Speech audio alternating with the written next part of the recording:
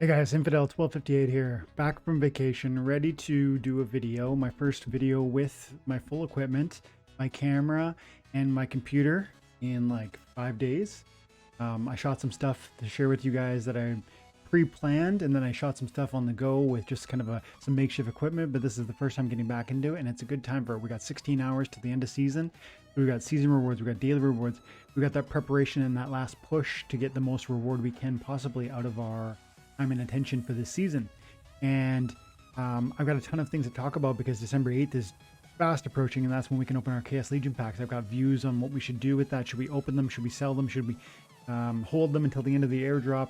Should we buy packs now? Should we wait for the second month? Should we buy cards when they list on the market? There's so many things to talk about, but let's get into it. And if you're new to the channel, my name is Dwayne Cunningham, and I go by Infidel 1258. And on this channel, we cover Splinterlands all day, every day, because it's changed my life, and I think it could change yours. If that sounds interesting, make sure that you like and subscribe, stick around, stay tuned, get into it. So, lots of things to talk about, but I definitely want to just have some ongoing battle because I'm really close to Champion 3. So I'm going to run some battles while I'm just kind of having there's so many things on my mind. I want to talk about a bunch of different things. So let's just unfold it like a conversation. You know what I mean? Like let's whatever comes to mind first, I'm going to share it, and then we'll go from there. But definitely I am fixated on December 8th and the ability to open up those Chaos Legion packs.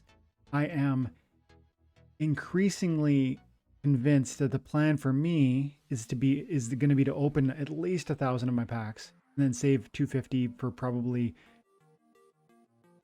who knows, maybe years. We'll see. Let me pick my team here, and then I'll explain why I want to open 1,000. 3,500, 750, trample, no heals. I'm going to expect magic. So I want to throw... I want magic protect. What can I do here? I have a Bortus, but my Bortus is being rented out. So, what can I do here? Heals are not an option.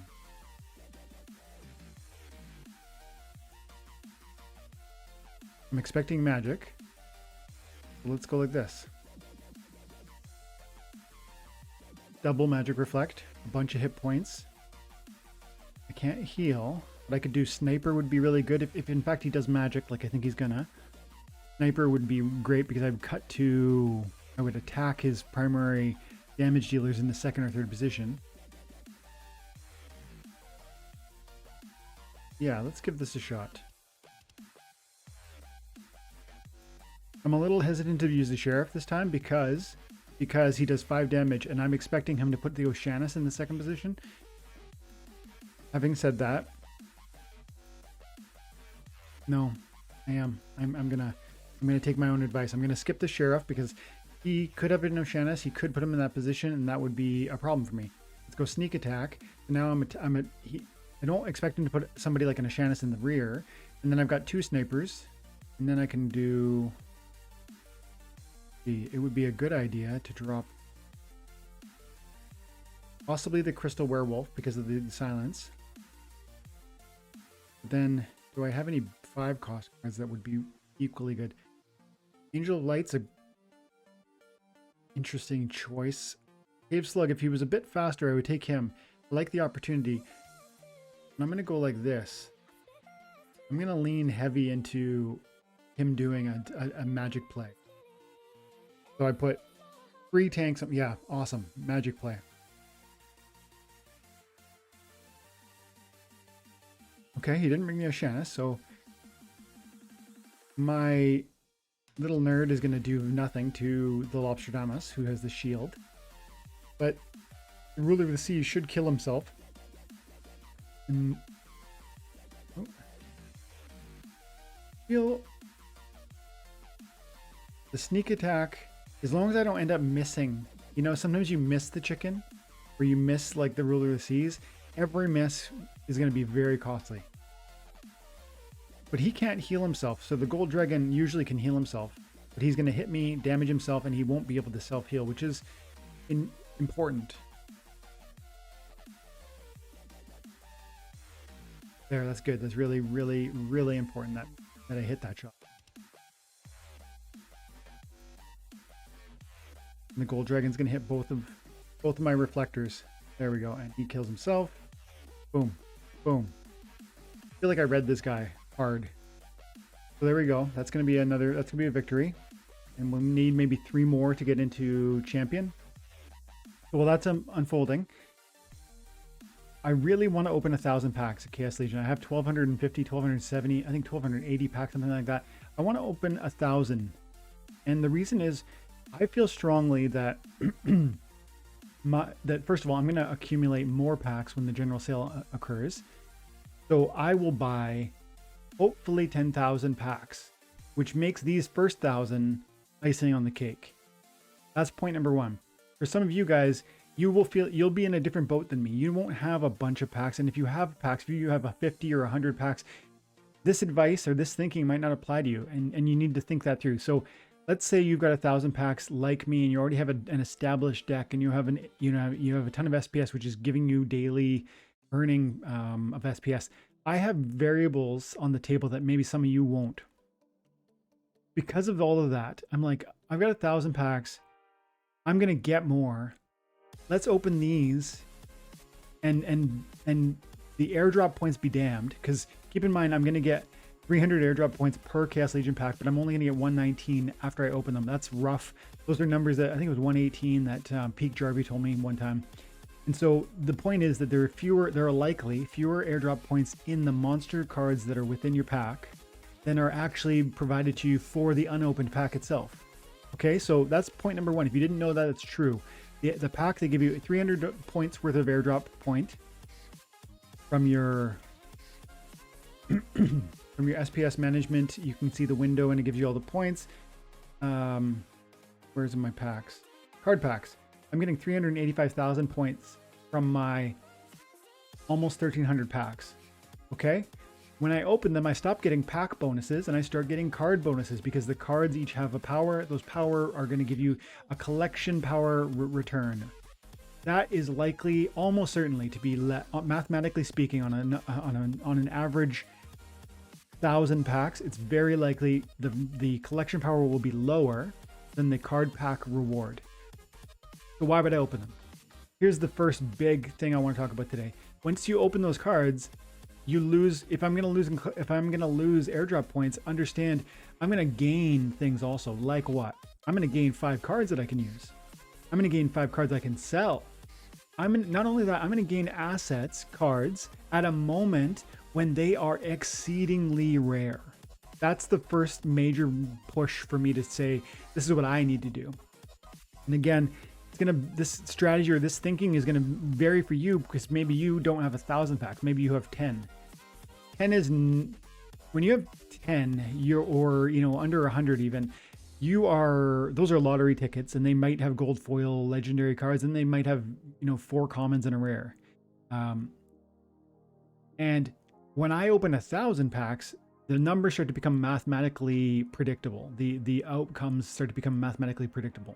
And so I have confidence. I'm at a great level of confidence that if I open 1,000 packs, first of all, it's gonna be a lot of fun, won't it? We'll open them together. That'll be crazy. So that's awesome. And then the second thing is that at 1,000, when you start opening hundreds of packs, you start unlocking the likelihood from a mathematical standpoint that you're going to actually see some really amazing cards, some legendaries, some gold foils, maybe some gold foil legendary, and that would be bananas. And so, and then knowing that and adding that to the fact that that'll be at a time when there are practically no Chaos Legion cards available. Why? Because this will be the first day and week that these cards are openable, period. So yes, people like me will open their packs. Some will and some won't. But the ones who do are going to be in amongst a minority. How many packs are out there? There's only 1 million packs available that have been listed or sold to this point. So on December 8th, unless you have some new Chaos Legion vouchers that you're just sitting on still, because 90,000 vouchers were not used in the first pre-sale window. Maybe you've got some vouchers that you're ready to deploy on day 1, December 8th. But in all likelihood, most of you are waiting for those vouchers to drop. And then you're going to maybe get what, 5, 10, if you're lucky, 20 vouchers a day. So on the 8th, you're gonna get 5, 10, or 20 new packs if you want. But I'm sitting on 1,200. I can open 1,200 right away. I could open 1,000, like I say, right away. Because of that, there'll be a unique excitement around Chaos Legion, and also a unique and momentary lack of supply. As we go days and weeks, we'll start to see more and more packs sold during that second month, and especially because remember there's double vouchers, and so you are going to start to see a glut and a supply buildup of those assets. But at first that will be lacking. And so that's really important, because it means that somebody like me opening those cards on day one is going to have unique access. And those who are really excited about those new cards that are coming out are going to see some of my cards on the market, whether it's for rental or whether it's for buy. And they are going to be excited, and they are going to pay a premium. And that's why I've said to you guys, this is kind of the second point now. We're talking more, now we're going to shift into a conversation around the market and what's going to come December 8th and onward with Chaos Legion and the marketplace. Because Peak Monsters is where I shop. You know, there are bid buys that I tell you to take advantage of, especially those of you who are sitting on a ton of DEC. And then there are just market buys. You just come in and you buy whatever they're selling at. At the beginning of the market's formation, when those cards are brand new, never been issued, no one holds them, and suddenly they're put on the market, there is no bid buy. You can't, I mean, yes, you can list a bid buy offer, but there's no reason for a seller to take your bid buy. Like, it's like, as a seller, I'm going to set up my price, and I'm going to wait on it, especially if I'm the only card on that market. I'm going to set the price, and you, the buyers, will decide if that is worth it or not. But I feel so confident there's going to be extra excitement and extra exuberance around this, especially on that first day, where people who don't have the patience and aren't willing to wait, and maybe don't have the kind of the confidence that about this the ebbing and flowing of like prices that I've kind of discussed on this channel before, comes out hot, the supply builds up, the price dips. There's usually a bit of a floor, and then gradually these things go up again. That's my view. That's what I've always said, and I stand by it. And this will be another example of it. It's a flight. I'm going to do this battle, and I'll talk more about that marketplace. The flight.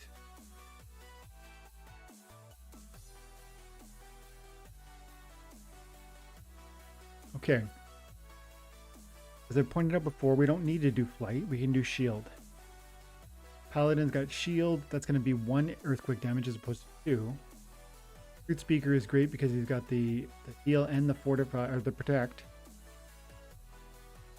I'm tempted to go this way. Right? A good build.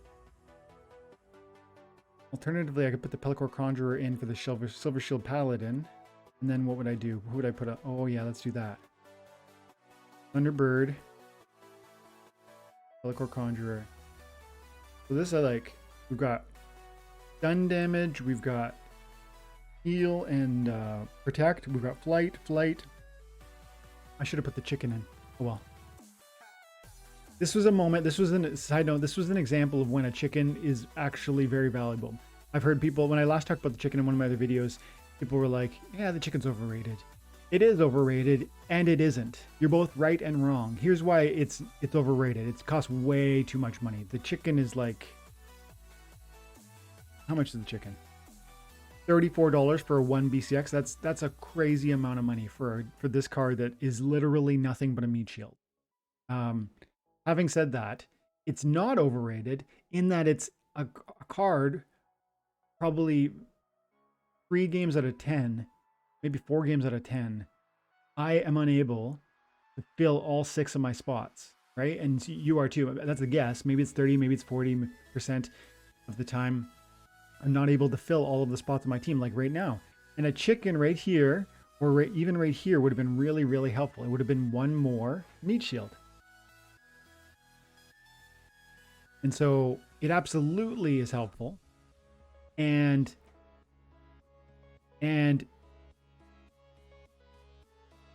He's gonna heal through it. I'm in trouble. Oh, the earthquake's gonna help me. Okay, okay, maybe. The poison and the earthquake. Is he gonna? No, and the poison. Get him, get him. Now he's just gonna heal. Oh, so annoying. And he's gonna get last stand bonus. Super annoyed right now. Oh yeah. See, sometimes where the game is so close. This game is awesome. I love how fun it is in moments like that where it's like you don't quite know how it's gonna play out, and then it does work, especially toward the end of the season when I'm so close to unlocking champion rewards. I only need 33 more rating points, so probably 1 or 2 wins. So, okay, but getting back to the conversation around Chaos Legion and the marketplace. So I expect the marketplace to come out with, you know, there'll be significantly overpriced cards at first. I think the new cards will have such a low supply. Look at this card. It's got 4,000 copies, 5,000 copies on the market. This one's got 4,200. This one's got 5,800. So what's going to happen? When Chaos Legion comes out, there'll be 1 copy of a card on there.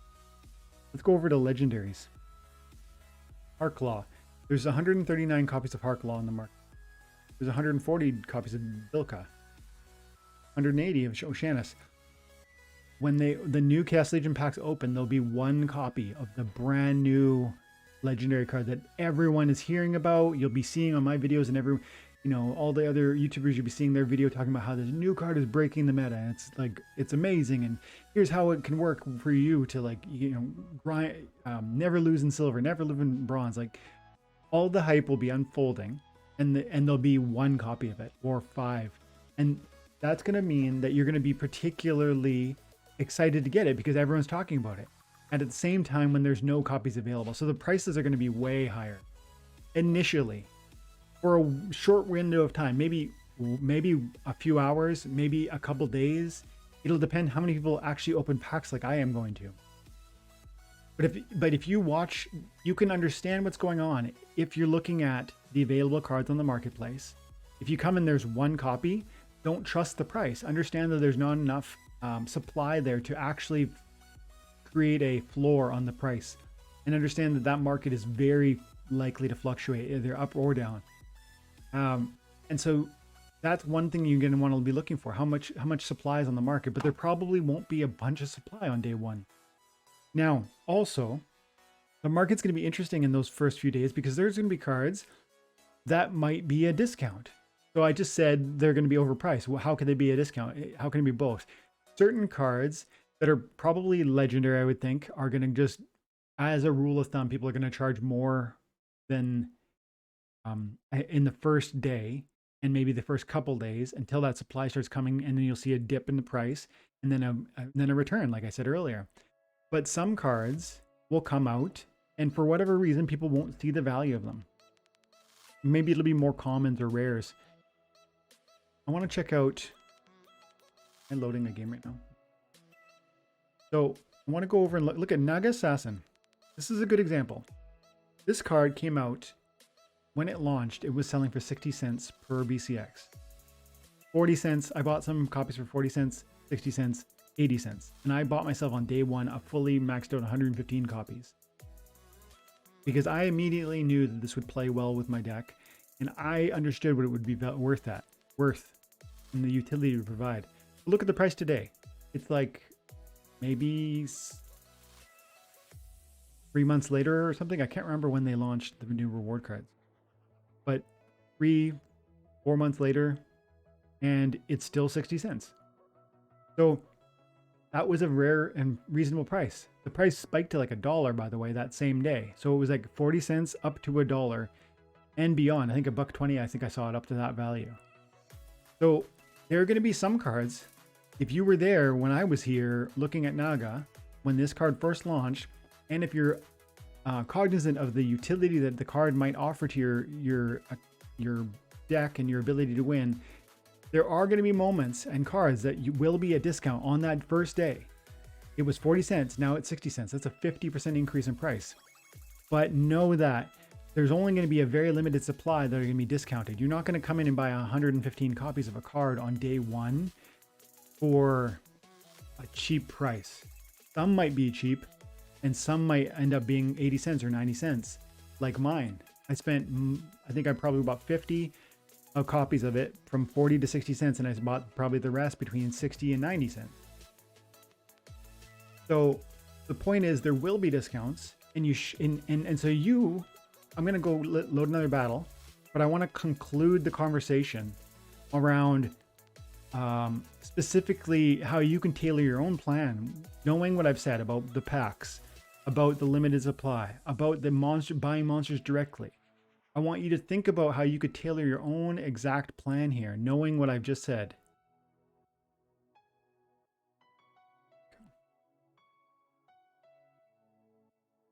I want Kitty.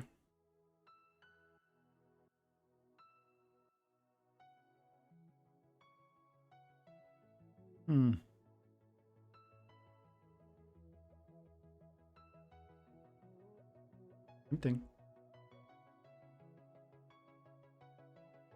With the earthquake and the poison? That's nasty. Look at this. Eloquent Deceiver. Or the other one. The neutral one. The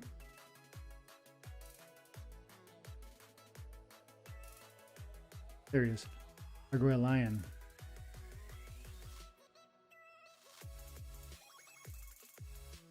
Because he has 7 hit points, I'm gonna go with the Deceiver. Got 10 hit points. Then we're gonna go Presence.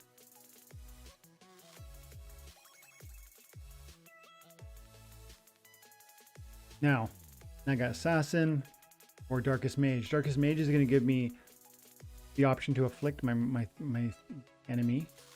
Naga is gonna give me that opportunity to get that one more swiftness. But Naga's, they're both going to die in the first round. This one's going to die in the first round. This one's going to die in the second round, assuming it doesn't get hit. This one's at least flying. Nope, I gotta go this way. Okay.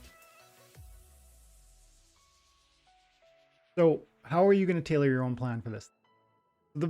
Like I alluded to in the beginning, I have a certain set of circumstances that are surrounding my growth in this game. I have a good sized deck.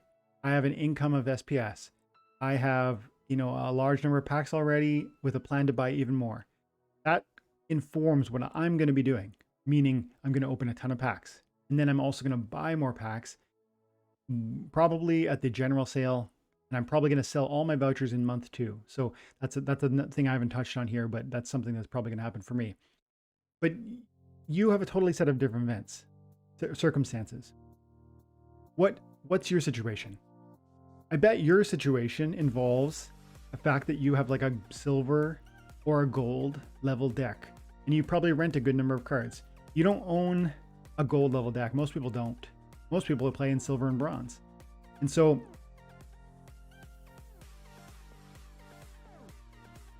we're going to be good, right? Yeah, we're going to get this.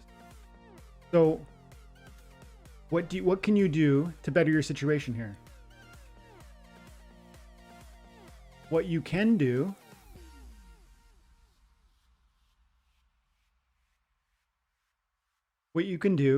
is understand where you're at.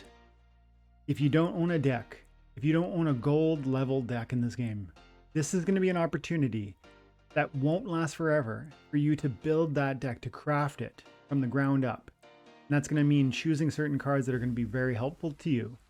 Selecting particular cards, whether it's Summoner, for the blue team, red team, whatever team you've already got maybe some success within. And then you need a tank, and then you need your healer, and then you need support characters. So you can go out and actually handpick the ones that are necessary. And you can do it when the cards are going to be relatively inexpensive. Because even if, like I said at the beginning and in the middle, they come out and their prices might spike because of the low supply. That will be short-lived as the supply of these packs get opened, and as month 2 packs get opened, and as eventually general sale packs get sold and opened. There's going to be a increasing amount of cards available on the market, which will bring that card price down. For weeks, I would think there are going to be some really inexpensive cards. And for months, there are going to be some inexpensive cards. Maybe not really inexpensive, but some inexpensive cards. So there are going to be options in front of you over the next 6 weeks to 6 months where you're going to be able to handcraft your own deck. It's going to be a gold level caliber deck. And you might not get all of the bells and whistles, right? You might have to say no to certain cards because they happen to come out of the gate. There's lots of hype around it, or there's a lot of excitement, and therefore it's super expensive. But if you're wise and if you're prudent, you'll be able to find some deals that will be able to be handpicked. One summoner, one tank, one healer, whatever necessary support monsters that are going to allow that deck to really flourish for you. Those opportunities are going to be there. And so you need to be thinking about that. Don't just buy cool cards. Build a good deck. And remember what we always talk about on the channel. There's a difference between, value and price. So just set aside, part of your heart is going to be like, oh, it's not cool enough. You're not going to want to buy some of these cards because they are going to be less expensive. And you're going to keep thinking, part of you is going to keep thinking, some other card that everyone talks about is the card I need to win. No, it isn't. There is a lot of ways to win in this game.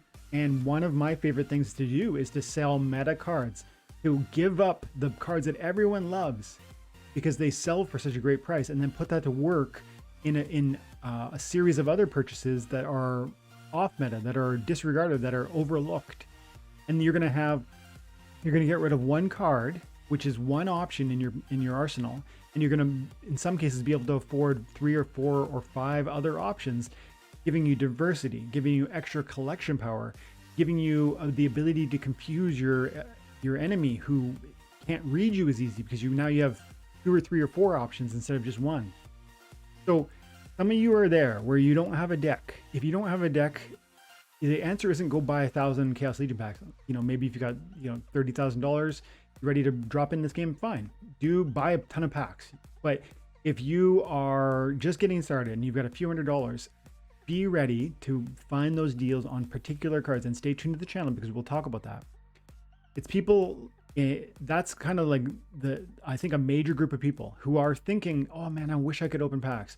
Buy 1 or 2 packs for fun, but you're not the audience for packs. Packs are for people who want to buy hundreds of packs, because that's when you start getting that math that makes sense, like I described earlier.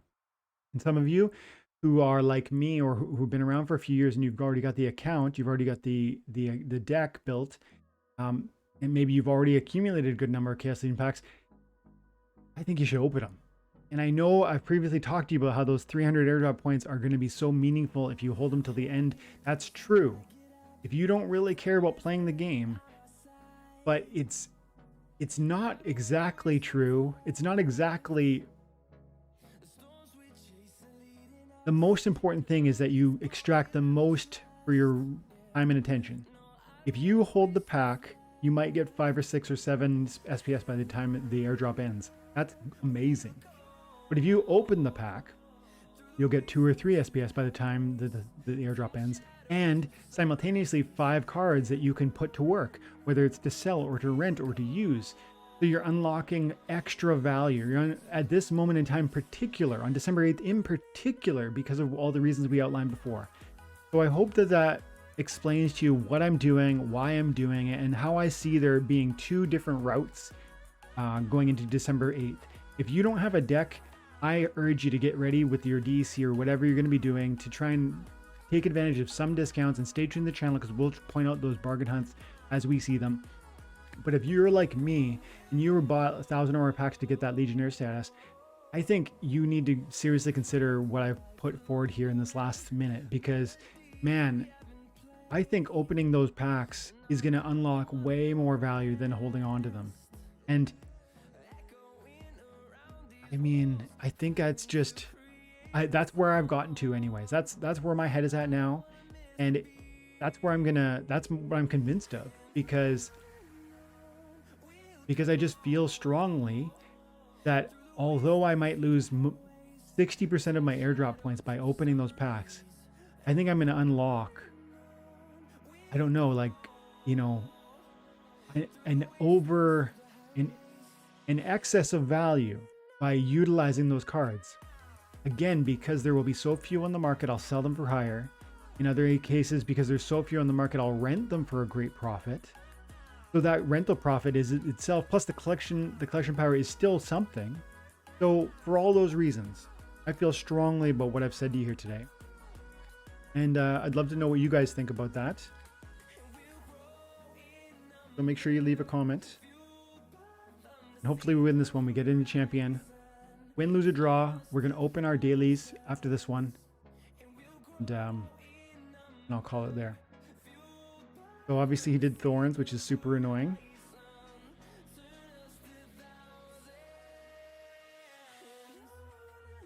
Doesn't have any tree. Oh, yes, he does. That guy's so annoying in this context.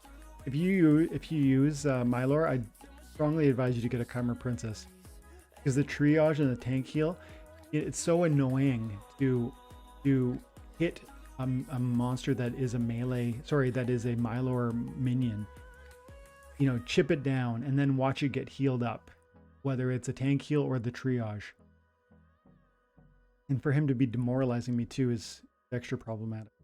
I need to land a poison right away.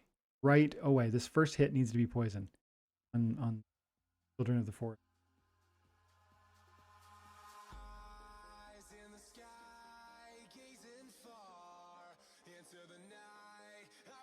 A big hit. Probably too little too late. That miss is so annoying. Honestly, that miss is so bloody annoying. And then he blast damages my... And I missed him again, dude. This is... The triage is just doing it. Like, I'm bleeding out here, boys. Too little, too late. If I had a tank heal, maybe, or if I retaliated right there.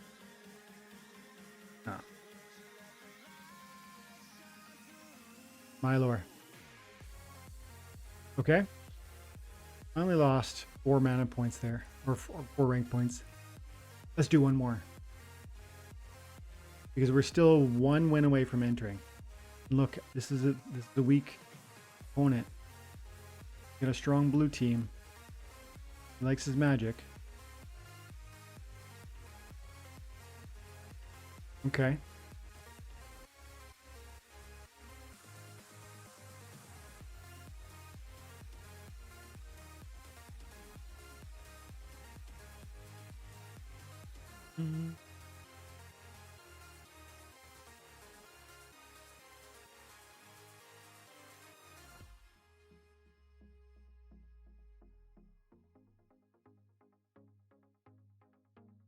Okay, let's give that a shot. I'm doing that same play that we started the video off. I'm expecting him to drop blue magic. So I brought my Paladin and my Conjurer. Magic Reflect both. Then I brought my Snipers because I want to cut right to the back line. And I want to delete his magic. We're going to be in the 2nd, 3rd, 4th, 5th positions. Then I've got one sneak attacker who has the double sneak. This could be it. And if I win this, it should be enough rank points to get it. Didn't bring any heal, but I did bring 1 repair. One mistake I'm seeing that I did now, I put my Silver Shield Bard in the last position, but if in fact he's going magic, if I'm right about him going magic, then the Bard should be in the 2nd position, or the 3rd position, because magic doesn't usually do a sneak side. Okay. So maybe he is doing a sneak play and not magic. Well, I'm glad. Yeah, this is maybe a problem. Maybe. So I'm glad I brought the Bard there then. I'm also glad that I brought my Silver Shield Assassin in the 3rd position. I think my sneak attack could win me this. But he has 2 resurrects, so that's a problem for me.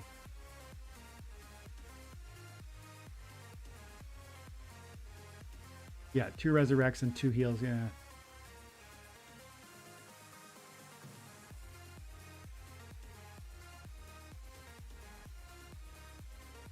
Yeah. He's got the double heal. I'm done.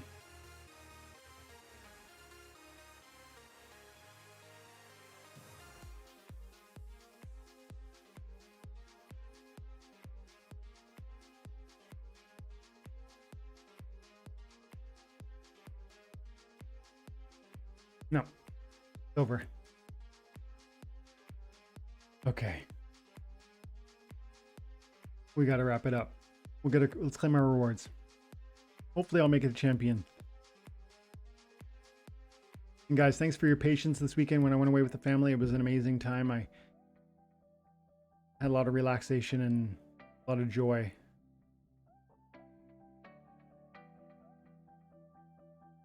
Look at that. Not bad. Love it.